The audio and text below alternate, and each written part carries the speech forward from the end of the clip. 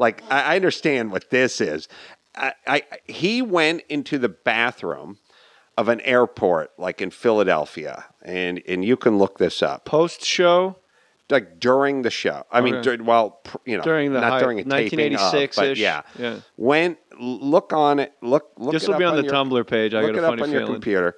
Went into the bathroom, took a ballpoint pen, drew a swastika on his forehead, then like tore his shirt, roughed himself up, like slapped himself in the face and tore his tie, and then went stumbling out the door of the bathroom into the airport, screaming that he'd been attacked by white supremacists.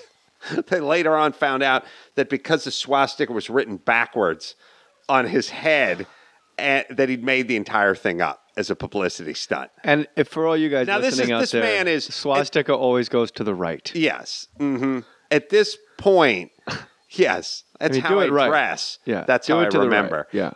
At this point, he was probably 57. Yeah. You know, I mean, could you imagine like going into an airport with a ballpoint pen and like looking under the stalls and going, was he trying to chase Geraldo, like getting hit in the face with a chair glory? Like, I'll get my Geraldo moment? I think. Because Geraldo got blasted over. Like, Geraldo, he had a white supremacist like Geraldo throw a chair may be at him. like bananas, but when all intents and purposes, we have seen him get his nose busted twice on television. Plus, and Al Capone's vault, like he did stand there in his own infamy, and like there was nothing in Al Capone's vault, and there was a 16-week lead up to we're going into Al Capone, and he did. And all, you know what? The guy stood there. He didn't cut the cameras, and he was like, "Well, look, there's a bottle over there, and there's a rat." To be fair, it's hard to miss Geraldo's nose. Like I feel like if I threw a folding chair right now, there's a better than not chance I would hit Geraldo's nose. He's just got a huge What's the nose. Is that now, on, you have to look up that Morton Downey Jr. Is that in thing. the sports book in Vegas? Better than not chance? Yeah, better than not chance. There's a better than not chance. There's a prop bet involving Geraldo's nose, which is if you just threw a folding chair, just blindfolded a guy and he spun around and threw a folding chair, there's a better than not chance you would hit Geraldo's nose. Now, I got to find out, was it the Philly airport? What year was it? And then how old was Morton Downey? And again, could you imagine doing this to yourself? Like you desecrated your own forehead. It's something I would have done as a kid, definitely. Oh, as a kid, sure. Yeah, like I would I'm like the total kid. There you go. April 1989, San Francisco Airport. San Francisco Airport, 89. You know, it's not that hard to fight white supremacists that'll punch you in the face. I feel like just find an Aryan Brotherhood bar and say, "Hey, I got a bunch of blacks coming in behind." Like they kind of like for to fight. A 6-pack of Schaefer. All you got to do is go, look, I'm a Jew and I'm married to a black woman, and we're making white babies. We're making white babies. Doesn't even make sense. And confuse them. Yeah, and come into the bathroom and just I'm obsessive compulsive about washing my hands, and that guy will probably just kick your ass. Anyway, the Aryan Brotherhood, the white supremacist guys, when I watch like those locked up shows, you go, oh my God, there's a photo Angie just pulled up of his swastika. He's pulling his hair back like he's doing a 1980s Jack Nicholson impression. Yeah. I'm not making this shit up. Well, obviously not. There's visual proof right there. No one here questioned you. Or Adam's like, guys, I'm being serious. You didn't hear about that? Well, wait, Adam, you didn't hear about that? Don't you think the white supremacists have the far superior, aside from being the superior race, they seem to have the superior tattoo ink while in jail? Like they have prolific murals. Mexican right behind them. Well, I mean, look, let's face it. They have a much better substrate to work off of. You know, they have a nice canvas that's covered with milky white gesso, and they paint on that. Fucking Dennis Miller here. The other milky white canvas filled with nice gesso. Well, I mean, the other guys are painting on Duvetine, Cookie. How's that Sharpie going to show up on Duvetine, Cha-Cha? I appreciate your effort to show me the omega, but my arms aren't so black they bend time. No, I was thinking about it. The greatest. I was thinking about it the other day. The tattoo industry, like if you're in the tattoo board, like they must have tattoo conventions where they all just get together and the guy just gets on the mic and he's like, Seriously, can you believe chicks and black people are getting tattoos at the rate they're getting them? Like, we never thought these markets would open. We thought it would be merchant marines and bikers, 30 years ago. With my old lady in the back. Right. Did you ever have any idea? Like, first off, you would just take the black and possibly the Hispanic community and just take them off the ledger when it came to tattooing and potential. Like, if you're... You know who opened up black tattooing? The guy that invented the thing that your CDs go in on the visor. Yeah. So he actually cushioned his fall by opening the doors to black on black tattoo. Yes. He hedged his bet. He said, I got a funny feeling this visor CD holder is going to go out of business. Seriously. So I got to figure out a way to tattoo black people in prison. The notion on their that neck. Black people are getting tattoos for the people who manufacture like tattoo ink, tattoo equipment, all the stuff to do, all the industry, the multi-billion-dollar a year tattoo industry. The fact that black people are not only getting tattoos, but seem to be getting them at a higher rate. Yeah. And there's more. Let's face it, there's more to cover. Black dudes are bigger. When you do a black guy's arm. Well, they're not tattooing their dicks. Ooh. You don't know. Yet. Broadway Danny Rose. Yet. You're not tattoo your dick. Yes. Tattoo my dick, I walk. You're not big enough to tattoo your dick. Yet. And that 19-year-old chicks are getting tattoos. Yeah. I mean, this has opened up whole new corridors for the tattoo industry. Aren't you fascinated that women still get tramp stamps? Like, even though there's a name for it. It's called a tramp stamp. And women still go in and go, I kind of want like a tribal barb, like to go over like where my butt crack is across. Like, people still get tramp stamps. I was thinking about this. I had one of those thoughts. You didn't hear about that? Huh? Tramp stamp? I don't know. Go ask your mother.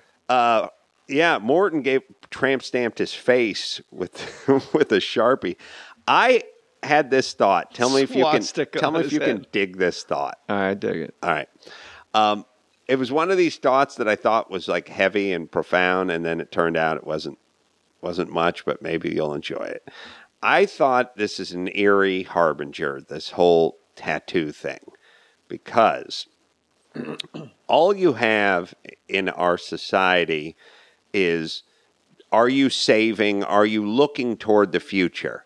So it's all sort of about delayed gratification. The cultures that are doing well, whether they're within the United States or we're talking about Japan or we're talking about whatever, Central America. Whoa. Either way. Easy on the Central Americans. The cultures that are doing well are going save for college, study over the weekends. Like, I know you want to go out and party and you want to drink a 6-pack of Mickey's at the park and stuff, but stay in, study, put money away for retirement. You want to get that fucking sports car. Don't do it. Save the money. Invest wisely.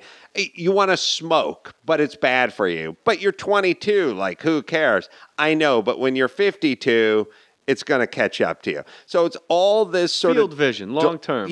Delayed gratification. The fact that every asswipe and retard is getting a tattoo, like especially chicks, when you know that's not going to look good, like when you're opening up the door to the Aerostar and getting the soccer equipment out of it as a 48-year-old woman and you lean over and we catch a glimpse of the tramp stamp, you're going to wish it wasn't there. And the fact that everyone is engaging in this is a bad harbinger. Like, it's not showing a let's look down the road mentality. Yeah. It's a little more live for today. It's a societal gauge of we got to hit the pleasure button right now.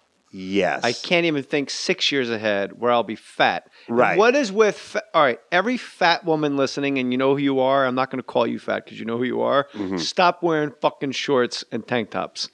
Like, that is an infestation. This summer, it went rampant Pally High's right down the street. And you just see like 15-year-old girls with like blobs of shit hanging over their... It's like, there's no way anyone in your family goes, that looks nice, how it's right up against your vagina hole, and then there's just fat spilling out on all sides and up top. It's called a panis. That's what Dr. Drew says it is. A panis? This is your panis. Like when your panis like literally slops over your junk. What does he know? Yeah, that's a good Besides question. everything. You guys together. I know. Hold on. I want to get back to the fat people. Like you have to know. I understand a fat person in a bikini because you're at the beach and you say, you know what? I don't give a shit. I'm at the beach. This is my time. I'm tanning my body. I'm here for a purpose. Right. And you know what?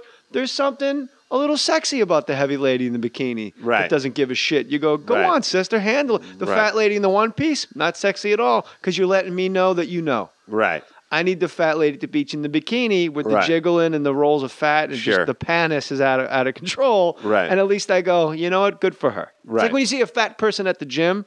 You don't want, if you're fat, you don't want to go to the gym because you're afraid everyone's going to mock you. But what you don't realize is when we see a fat person at the gym, we get like inspired, like, good for him. Right. That's awesome that he's here. Right. And you go, oh my God, that's John Goodman. And it turns out he's just filling the vending machine. But either way, for that one moment, you were like inspired. that in your world there's a vending machine at the gym filled with like Snickers and Clark bars, like at the Motel 6. I got to tell you, we had at the man show, we had a assistant something, secretary something that was not only, well, all I have to do is say Wiccan, and you understand what size we're talking Stevie about. Nicks. Huge Wiccan-sized woman. And we did the season 1 rap party, like just rented out this big place up in Malibu or something. And everyone's just getting drunk and having fun and whatever. And next thing you know, I just turned to my left and she is in a bathing suit doing cannonballs into the swimming pool, like off the diving board. And she was like 400 pounds. But she's like, I'm going to take every drop of water out of this pool. Yeah. And I just remember thinking, go. Yeah. I love it. Right when you said Cannonball, I started hearing Foo Fighters' Hero. Yeah, that's right. That's what She's it is. ordinary. Yeah, she is.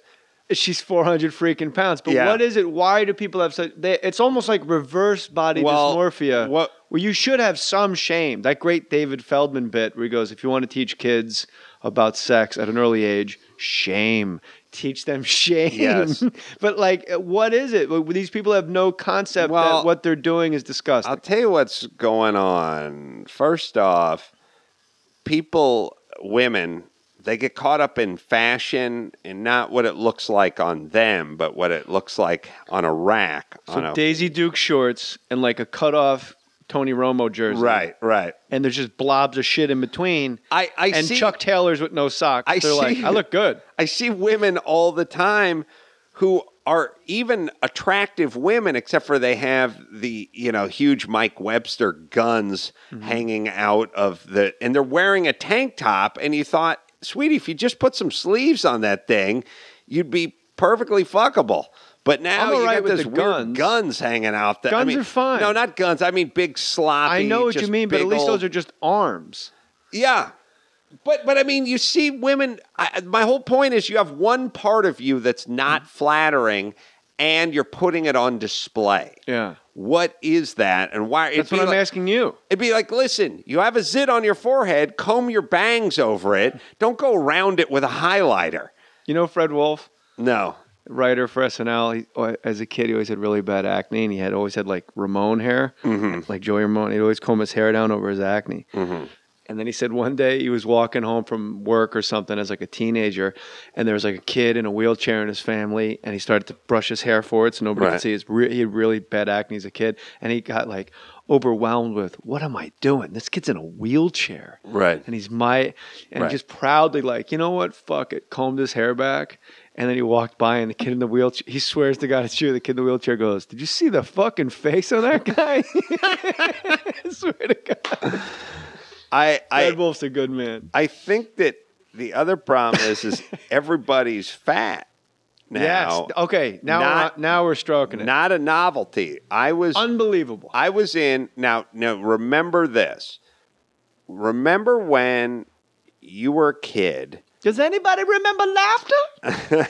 And you were singing, and Jimmy Page was behind you with that double neck guitar. Do you remember when you were a kid and you're like with a friend or your brother or sister or something, and you're at like the supermarket or at the mall or something, and you saw that one fat chick like walk along with like the huge ass, just And a you'd big follow old her. lumbery ass, and then you'd fall, and then you'd like tell your buddy, "Go, come here, come here, look at this huge ass, look at this huge ass," and you'd like be laughing and peeking around the corners like it was a novelty. It was a Yeah. crazy novelty. I was in the airport in like Dallas, Philly, I can't remember where the fuck I was, like 2 weeks ago, and I was just walking, and then I got behind a chick with Dallas, like the huge Philly, same thing. novelty ass, like the big novelty ass. And I remember for a beat, I was going to tell the guy who was next to me, like I was traveling with, like, "Hey man, look at it." And then another chick pulled up next to her, and then another one, and then I started looking around, I was like, oh, they're all